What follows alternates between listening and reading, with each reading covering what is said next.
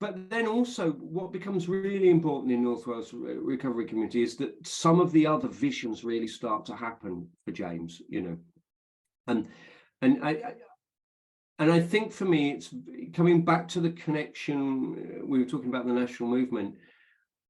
When did I really get the sense that this community was doing some different things? And that was before we got to this COVID episode and High Street Cafe, maybe 2 years before. But James had started to have this notion that, you know,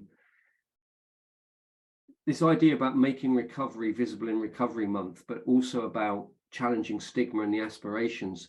He started setting the residents or the recovery community these 100 miles in a week challenge, you know. And if you think about it, it's a bonkers statement. I'm going to get a bunch of, you know, again, coming to those headlines, you know, recovery addicts walk 100 miles. You know, these two things don't go together in people's minds, you know. And very importantly, they were, of course, the literal and the metaphor, you know, so they become the metaphor, you know, literally. It's like, you know, I always talk to people about it in terms of the hill stuff. If you, you know, if you can walk up the mountain, it's something of the metaphor of the mountains you're climbing in recovery, but actually you also get the same physical reward and stimulation from it. So all these things were going on. And yeah, and James started to get 12, 13 people get in a minibus, go away, and yeah, well, you know, one year you got 12 people in a minibus, go away, and they walked Hadrian's Wall in a week, you know, and stuff like that. And